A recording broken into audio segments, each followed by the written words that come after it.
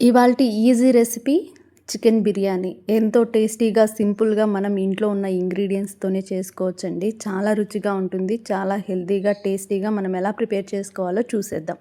First కొద్దిగా oil వేసుకొని అందులో కొద్దిగా మసాలా దినుసులు, ఎర్రగడ్డలు బాగా ఫ్రై అవ్వాలి. మెయిన్ మనకి ఇక్కడే అండి అసలు టేస్ట్ వస్తుంది. ఆనియన్స్ బాగా ఫ్రై అవ్వాలి.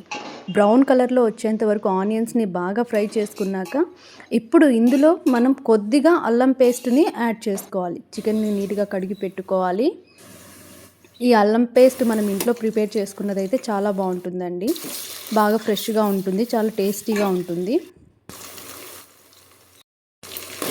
కొద్దిగా టొమాటోస్‌ని యాడ్ చేసుకోవాలి. ఇది ఆప్షనల్ అండి. కావాలనుకున్న వాళ్ళు మంచి గ్రేవీగా ఉండాలనుకుంటే టమాటాస్‌ని మనం యాడ్ చేసుకోవచ్చు. టమాటాలు బాగా మగ్గిన తర్వాత ఇందులో కొద్దిగా ఉప్పుని యాడ్ చేసుకోవాలి. ఇప్పుడు మనం చికెన్‌ని వేసుకోవాలండి. నేను 1 కేజీ చికెన్ తీసుకున్నాను 2 గ్లాసెస్ రైస్‌కి. ఈ చికెన్‌ని కూడా బాగా కలుపుకున్న తర్వాత ఇందులో కొద్దిగా ధనియాల పొడి, ఈ పొడులు చూడండి ధనియాల పొడి, కారం పొడి, చికెన్ మసాలా, గరం మసాలా, ఇవి 4 ఇంగ్రీడియంట్స్ మాత్రం మనం దీంట్లో ఒక్కొక్క స్పూన్ యాడ్ చేసుకోవాలి. 1 కేజీ చికెన్‌కి 1 స్పూన్ సరిపోతుంది. వీటిని బాగా కలుపుకోవాలి. ఇందులో పెరుగు కూడా యాడ్ చేసుకోవచ్చండి. ఆప్షనల్ అది కూడా. పెరుగు వేసుకున్న సేమ్ టేస్టే ఉంటుంది. వేసుకోకపోయినా పర్లేదు బాగానే ఉంటుంది. బాగా కలుపుకున్న తర్వాత ఇది ఒక 5 మినిట్స్ మగ్గనివ్వాలి. బాగా ఆ మసాలాలన్నీ ఆ చికెన్‌కి పట్టేలాగా ఉడికేటప్పుడు మనం ఇందులో కొంచెం కొత్తిమీర, పుదీనా వేసుకోవాలి.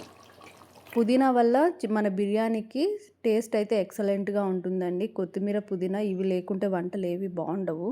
ఇందులో మనము ఒక 10 మినిట్స్ అలా బాగా ఉడకబెట్టుకోవాలి. ఆ చికెన్ ఇప్పుడే మనం ఒక 50% ఉడకబెట్టుకుంటే రైస్‌తో పాటు 50% ఉడుకుతుందండి.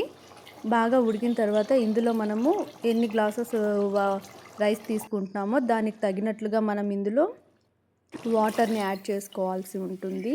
బాగా ఉడికిన తర్వాత ఇందులో నేనైతే 2 గ్లాసెస్ రైస్‌కి ఒక 3 గ్లాసెస్ వాటర్ యాడ్ చేసుకుంటున్నాను. సరిపోతుంది. ఎందుకంటే మనకి ఆల్రెడీ ఈ చికెన్‌లో ఉన్న వాటరు మళ్ళీ రైస్ చాలా మెత్తగా అయిపోయే ఛాన్సులు ఉంటాయి కాబట్టి యాడ్ చేసుకున్న తర్వాత ఈ ఎసురుని మనము బాగా ఉడకనివ్వాలి.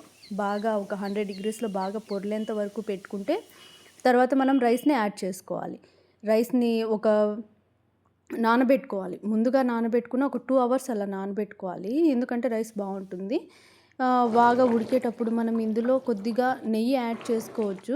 నెయ్యి తినాలి అనిపిస్తే నెయ్యి యాడ్ చేసుకోవచ్చు. ఆప్షనల్ అది కూడా.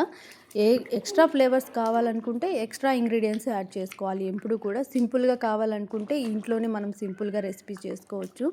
ఏదైనా ఇంగ్రీడియెంట్ యాడ్ చేసే కొద్దీ దాని ఫ్లేవర్ అన్నది పెరుగుతూ వస్తుంది. చికెన్ బిర్యానీ ఈ కన్సిస్టెన్సీలో ఉంటే మనం అప్పుడు దమ్‌కి పెట్టేయొచ్చండి. దమ్‌కి ఒక 15 మినిట్స్ దమ్‌కి పెట్టినామంటే మన చికెన్ బిర్యానీ అయితే రెడీ అయిపోతుంది. ఇంట్లోనే చేసుకోవచ్చు. ఎస్పెషల్లీ మన రాయలసీమలో అయితే ఇలా జ్యూసీ చికెన్ బిర్యానీ అయితే ఉంటుందండి. ఇందులోకి మనము చింతకాయ చట్నీ చేసుకుంటే చాలా బాగుంటుంది.